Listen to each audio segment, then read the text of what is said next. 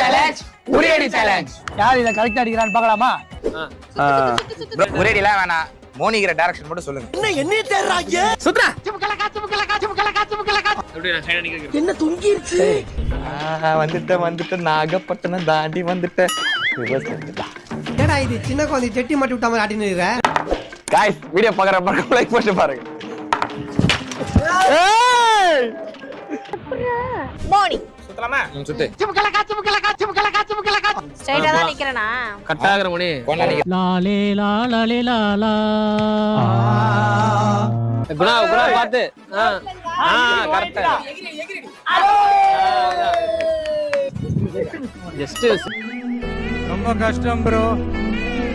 Praveen